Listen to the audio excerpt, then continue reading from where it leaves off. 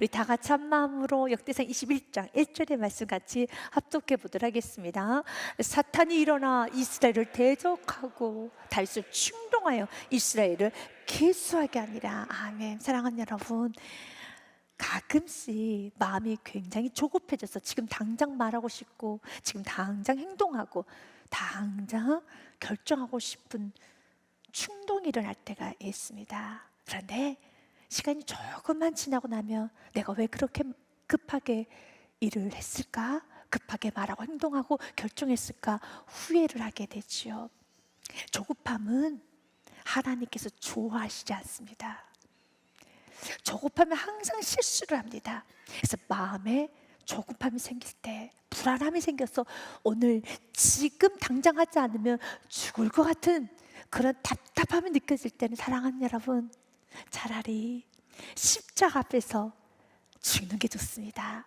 내가 그 말을 하고 그 행동을 하고 그 결정을 하면은 여러분에게 후회가 찾아올 수 있습니다.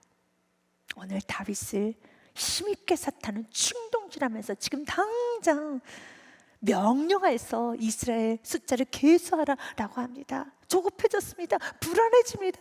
빠르게 숫자를 세고 싶습니다. 그러나 하나님은 다윗의 인구를 계수하는 그 모습을 아주 싫어하셨습니다. 사단은 지금도 연약한 우리들에게, 믿음이 아주 부족한 우리들에게 충동질하면서 조급하고 불안하게 하는 것입니다. 이 부분에 있어서 리처드 포스터 영성신학가이죠.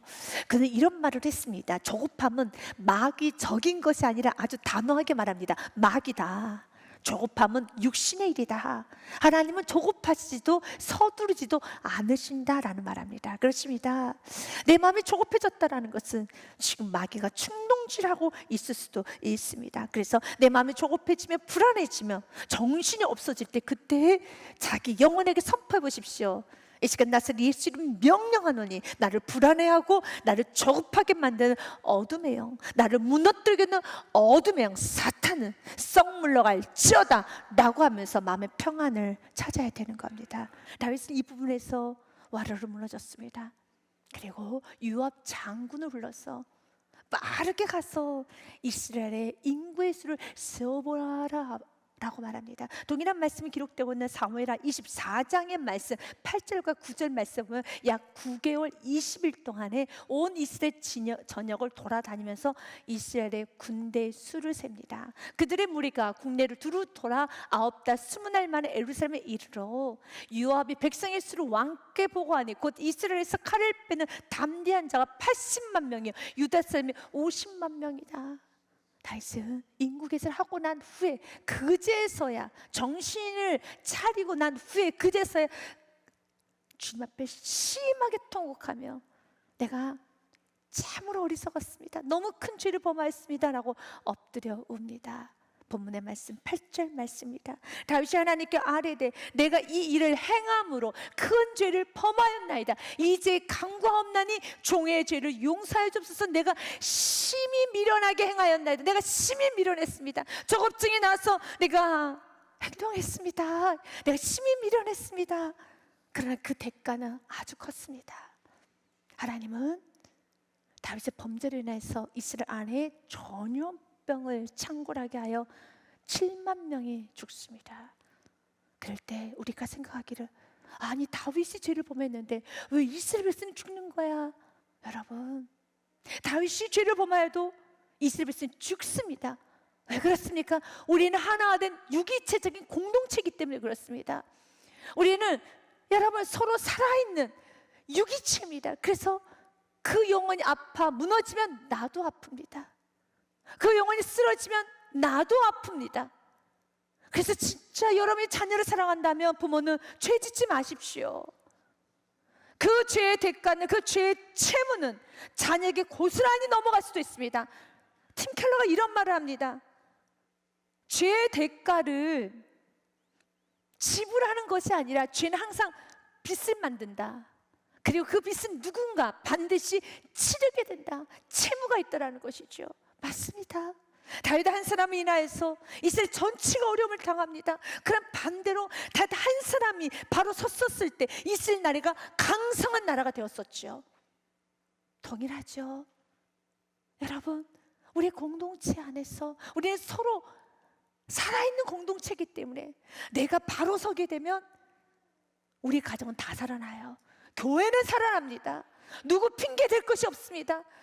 여러분, 사회는 살아납니다. 그러나 내가 무너지게 되면 나로 끝나는 것이 아니라 그 죄에 대한 영향력이 있죠. 그래서 주님은 오늘 우리들에게 말합니다. 누구누구로서의 삶을 사는 것도 무척 중요하지만 내가 부모로서, 어른으로서, 지도자로서, 내가 은혜 받은 자로서, 저와 같은 경우는 목사로서 사는 삶 중요합니다. 그러나 내가 누구로서의 삶을 살기 전에 먼저 지금 내가 하나님 앞에 진실하고 정직하게 삶을 살고 있는가를 날마다 돌아보셔야 되는 겁니다. 나는 지금 하나님 앞에 나의 삶이 바르고 정직한가? 나는 많이 부족하고 연약하지만 그러나 점점 더 나의 신앙은 깊어지고 좋아지고 있는가를 보십시오. 나의 신앙의 생활이 성령 충만한가를 보셔야 합니다. 그리고 내가 성령 충만하지 않는 자신의 모습을 보면서 하나님 앞에 달같이 울어야 됩니다. 성령 충만한 모습은 어떤 모습일까요? 성령 충만 하나님의 뜻이지요. 그래서 데살로니가전서 5장 말씀 보면 하나님의 뜻이 무엇인가 명확히 기록이 되어 있어요. 뜻이 무엇입니까? 같이 읽습니다. 항상 기뻐하라, 쉬지 말고 기도하라, 범사에 감사하라. 이것이 그리스도 예수 안에서 너희를 향하신 하나님의 뜻이니라. 하나님의 뜻은 항상 기뻐하는 겁니다. 범사에 감사하는 겁니다. 쉬지 않고 기도하면서 하나님이 나에게 주시는 말씀이 있죠. 하나님이 나에게 원하시는 삶이 있죠. 그 원하시는 삶을 하나님 앞에서 순종으로 사는 겁니다. 다윗은 그 부분에서 실패했습니다. 하나님께서는 다윗에게 많이 말씀하셨어요. 다윗아, 내가 친히 너의 목자가 되어줄 것이고 내가 친히 너의 방패와 칼이 되어줄 것이고 너는 세상의 구당들처럼 숫자를 세지 마. 얼마나 숫자가 있는가, 얼마나 병력이 있는가, 칼은 얼마만한가, 그거 세지 마. 그리고 그것들 자랑하지 말아라. 그런데 지금 다윗은 그 숫자를 세기 시작합니다. 인구를 조사했다라는 것은 이스라엘 안에 전쟁에 나갈 수 있는 20세 이상의 남성의 수를 세는 것입니다. 하나님은 군사 병력을 세기를 원하지 않으셨어요.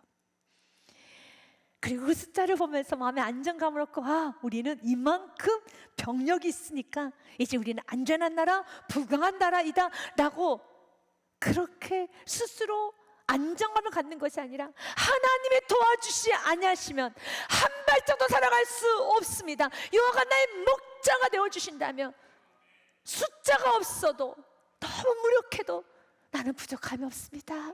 그 고백을 하기 원합니다. 다윗이 실제 그 고백을 하였었죠. 시편 23편의 고백, 여러분이 잘 아는 고백이며 또한 여러분도 매일같이 하는 고백일 것입니다. 같이 읽습니다. 여호와는 나의 목자시니 내게 부족함이 없으리로다. 그가 나를 푸른 풀밭에 누이시며 쉴 만한 물가로 인도하시노다. 아멘.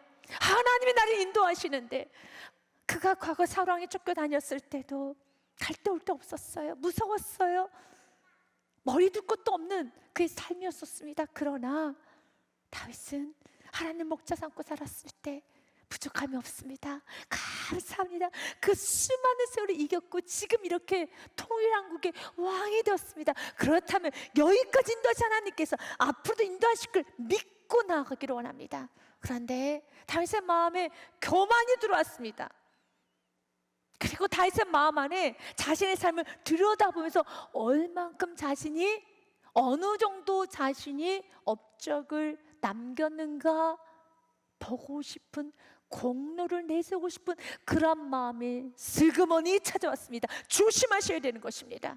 그래서 오늘 인구조사의 말씀을 통하여서 우리는 두 가지를 깨닫기 원합니다. 그 첫 번째로, 교만은 나에게도 찾아올 수가 있습니다. Pride can creep into my heart as well. creep, 살금 우리에게 찾아올 수 있어요. 나에게도요. 다윗이 범죄했던 그 시기를 우리는 좀 보아야 될 필요가 있어요. 다윗이 30세 때 왕이 되었습니다. 그리고 40년 동안 이제 통치를 했었습니다. 그리고 그의 나이 70세 때 세상을 떠나 하늘나라로 갔지요. 인구조사의 사건은 그의 통치 말에 있었던 사건으로 대부분의 학자들은 그의 나이 67세 또는 그의 나이 65세에 이 죄를 범했을 것이라 추정을 합니다. 세상을 떠나기 3년 전에 5년 전에 큰 죄를 범합니다. 그래서 교만은 언제든지 나를 찾아올 수 있어요. 특별히 내가 삶의 여유가 있고 자랑할 것이 많아지기 시작할 때 찾아옵니다. 여러분, 우리가 인생을 한 해를 더 산다는 건 그만큼 자랑할 것이 많다는 겁니다. 자녀 자랑하게 되죠. 이제 더 인생을 살면 손자, 손녀 자랑합니다. 더 인생을 살면 자신의 과거 경험을 자랑합니다. 신앙생활도 마찬가지입니다. 처음 신앙생활 하신 분은 자랑할 게 없어요. 예배드리는 횟수가 적기 때문에. 그러나 10년 신앙생활 하면 자랑할 게 많아요. 20년 신앙생활 하면 자랑할 게 많아요. 내가 주일학교 교사를, 내가 청소년부 교사를, 내가 안내를 몇 년을, 내가 주차장 봉사를, 내가 또 헌신을, 내가 새벽 기도를, 내가 이렇게 저렇게 자랑할 게 많아요. 그러면 하나님이 싫어하십니다. 다윗도 지금 자랑합니다. 자신의 업적, 지금까지 자신이 무엇 해왔는가 보고 싶은 겁니다. 한 번쯤은 어느 정도 이스라엘이라는 나라가 어느 레벨까지 올라왔는가. 이제 그의 나이 70이 다가가고 있습니다. 이스라엘 나라가 모든 나라들 중에 병력이 어느 정도 될까, 어느 정도 부상하는 나라일까, 순위를 매기고 싶은 겁니다. 끊임없이 순위를 매기고 싶으면서 어느 정도 미칠까. 사랑하는 여러분, 하나님은 이 부분을 싫어하십니다. 순위를 매기는 것이 아니라, 자신의 공로를 내세우는 것이 아니라 하나님의 은혜를 자랑하기 원합니다. 그래서 우리의 마음에 이런 마음을 갖기도 하죠. 아우, 목사님, 저는 뭐 자랑할 게 있어요. 자랑하죠. 자랑할 것도 없어서 저는 공로를 내세울 것도 없어요 라고 하면 가볍게 말하는데요, 여러분, 가볍게 말하는 거 무서운 교만의 시작입니다. 우리는 자랑할 게 많아요. 자랑하지 못하면 과정에서도 자랑하는 것이 인간 안의 본성입니다. 오늘 1절 말씀에 사단은 다윗을 충동질합니다. 세워보라는 겁니다. 얼만큼 인생을 열심히 살았는지 보라는 겁니다. 세워보라고 합니다. 주님께서는 오늘 이 말씀을 듣고 경고를 받기 원합니다. 다윗도 넘어졌더라면, 그 인생이 말년에 넘어졌더라면, 우리가 해가 거듭해서 더 은혜를 자랑하며 더 깊이 나의 공로가 기억나는 것이 아니라, 끊임없이 내세우는 것이 아니라, 자랑하려고 하는 것이 아니라, 하나님 은혜였습니다, 정말로 이 은혜를 내게 주시옵소서라고 간절히 기도하셔야 합니다. 잠언의 말씀에 보면 이런 말씀이 있습니다. 잠언 12장 15절 말씀에 보니, 미련한 자는 자기 행위를 바른 줄 여기나 지른 자는 공고를 듣는다고 되어 있습니다. 또한 잠언 19장 말씀에도요, 너는 공고를 들으며 훈계를 받으라. 그리하면 내가 필경은 지혜롭게 되리라. 그리고 사람의 마음에는 많은 계획이 있어도 오직 여호와의 뜻만이 완전히 서리라. 하나님의 뜻은, 경고는 누구나 찾아올 수 있고 다윗에게도 찾아왔으며 은혜만을 자랑했던 다윗에게도 그 인생의 말년에 찾아왔다는 것을 기억하면서 우리도 경고를 받으며 듣기 원합니다. 전도서 말씀은 조금 더 우리에게 깊이 찌르고 있습니다. 가난하여도 지혜로운 젊은이가 늙고 둔하여 경고를 더 받을 줄 모르는 왕보다 낫다라고 합니다. 그리고 그는, 그 가난하여 아무것도 없는 그는 자기의 나라에서 가난하게 태어났을지라도 감옥에서 나와 왕이 되었습니다. 왕은, 승리는, 끝까지 승리하는 것은 권면을 듣는 겁니다. 지금 다윗의 모습에 사단은 충동질합니다. 그리고 그는 걷잡을 수 없이 교만해지기 시작합니다. 그래서 그 가장 어리석은 행동은 권면을 듣지 않아요. 2절과 3절 말씀 보면 다윗이 요압 장군을 불러요. 요압아, 요압과 백성의 지도자들에게 이르되 너희는 가서 브엘세바에서부터 단까지 이스라엘을 계수하고 돌아와 내게 보고하여 그 수요를 알게 하라. 어느 정도 우리나라가 이스라엘 나라가 부강한 나라인지, 어느 정도 병력이 있는지 나는 좀 알아야 되겠다. 나는 알아야겠다. 사단은 계속 충동질합니다. 멈춰야 되는 겁니다. 그래서 하나님께서 은혜를 베풀어 주셨죠. 3절 말씀처럼 요압 장군의 입을 통하여서 안 됩니다. 멈추십시오 라고 합니다. 요압이 아뢰되 여호와께서 그 백성을 지금보다 100배나 더 하시기를 원하나이다. 100배나 더 주실 수도 있는 분은 하나님이십니다. 내 주 왕이여, 이 백성이 다 내 주의 종이 아니니까 내 주께서 어찌하여 이 일을 명령하시나이까? 어찌하여 이스라엘이 범죄하게 하시나이까? 왜 범죄하십니까? 그러면 그 말에, 그 권면에 들어야 되는 겁니다. 멈춰야 되는 겁니다. 하나님 말씀을 경고로 들을 수 있어야 됩니다. 또나 여러분에 계신 진리의 성령님께서 마음에 두근거리며 양심의 소리도 들을 수 있어야 되는 겁니다. 그리고 환경의 소리도 들을 수 있어야 되는 겁니다. 그리고 멈춰야 되는데 4절 말씀 보면 다윗은 더 재촉합니다. 왕의 명령이 요압을 재촉한지라 드디어 요압이 떠나 이스라엘 땅에 두루 다닌 후에 예루살렘을 돌아와. 그리고 그 숫자를 셉니다. 5절 말씀에 보면 요압이 백성의 수요를 다윗에게 보고하니 이스라엘 중에 칼을 뺄 만한 자가 110만, 유다 중에 칼을 뺄 만한 자가 47만. 엄청난 숫자입니다. 맞습니다. 다윗은 그만큼 하나님의 은혜로 승리하였습니다. 그러나 그의 말년에 그는 무너졌습니다. 공로를 내세운다는 것, 마음이 높아지고 교만하는 것은 하늘의 축복의 문을 막는, 인생의 모든 걸 뒤집을 수 있는 요셉을 꼭 기억하시고, 언제나 겸손은 나에게도 찾아왔음을 기억하고 하나님의 은혜를 구하며 들을 수 있는 심령이 되십시오. 이 부분에 있어서 A.W. 토저 목사님은 이런 말로 권면합니다. 하나님이 주신 은혜를 자기의 공로로 계산하는 순간 그 계산표 안에는 더 이상 하나님은 존재하지 않습니다. 찰스 스펄전 목사님도 이 부분에서 동일한 의미의 내용의 말을 합니다. 하나님께서 하신 일을 내가 했다고 말하고 싶어지는 그 순간 이미 내 마음은 하나님을 떠나 있습니다. 여러분, 그 말하고 싶을 때 내가 얼마나 열심히 입을 벌리려고 하는 순간 그 입을 닫으십시오. 그리고 주님, 사단이 충동질하고 내 마음이 급해지고 나의 말에 공로가 내세워지고 자기 자랑이 넘쳐나는 나를 불쌍히 여겨주사 이제는 주님의 은혜를 내세울 수 있는 이 은혜를 내가 허락하여 주시옵소서. 다윗은 무너졌습니다. 그러나 다윗은 우리 모두에게 영원히 아름다운 성군으로 기억이 되죠. 왜 그럴까요? 다윗은 무너진 자리에서 다시 일어섰기 때문에 그렇습니다.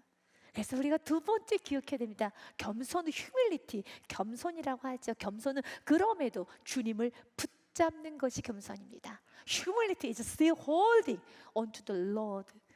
끝까지 holding, 붙잡는 겁니다.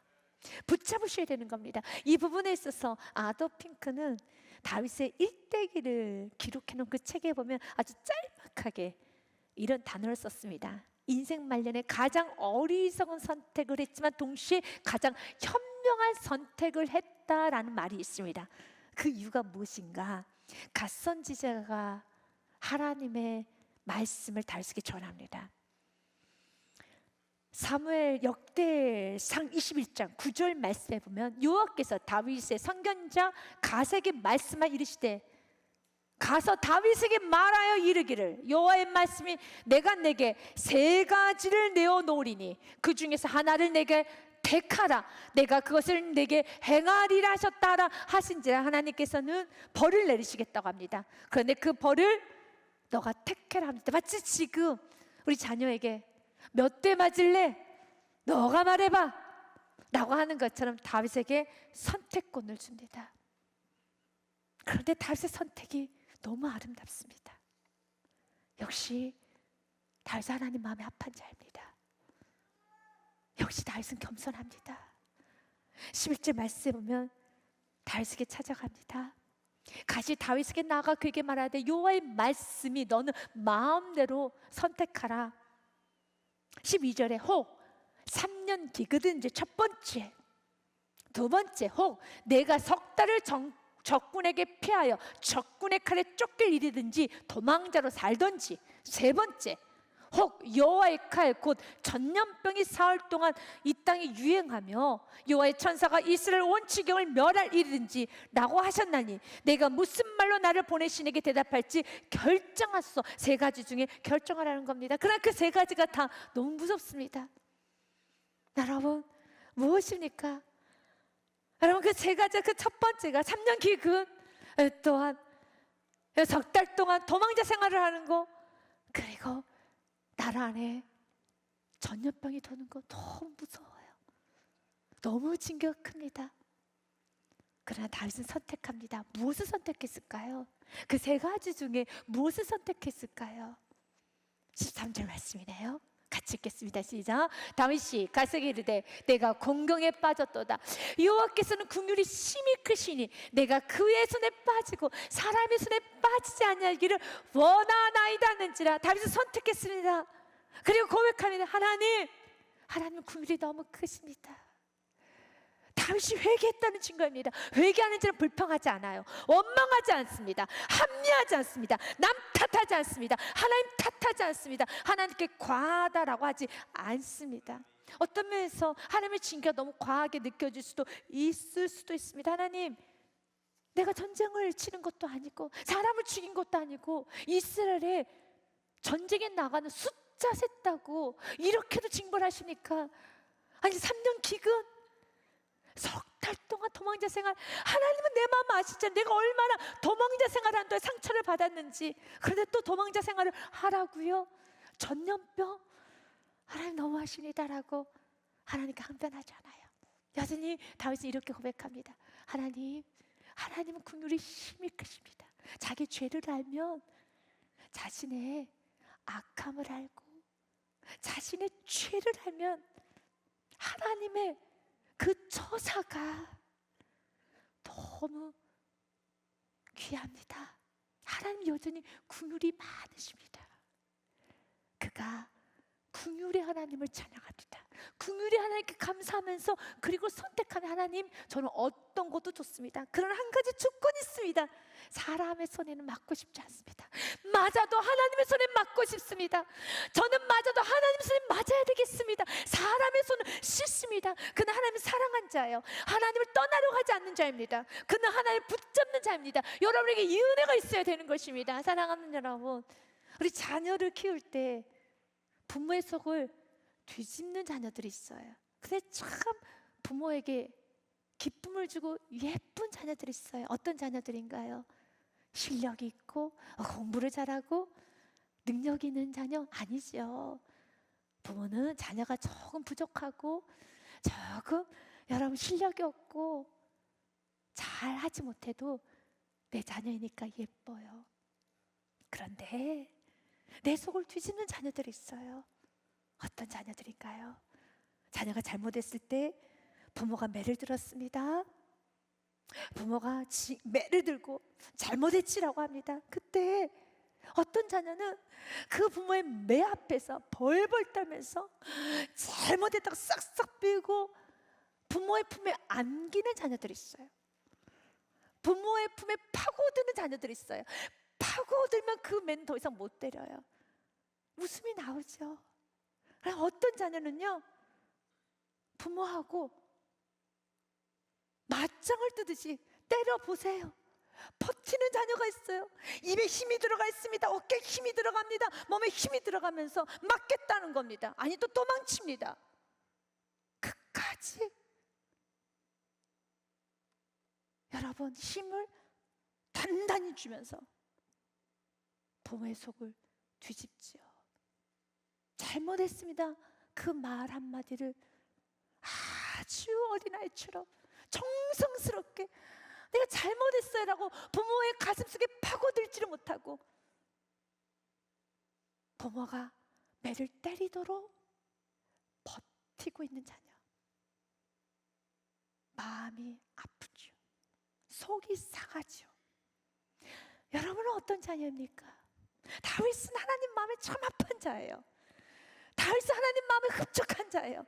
다윗은 언제나 하나님 품에 파고들었다는 겁니다.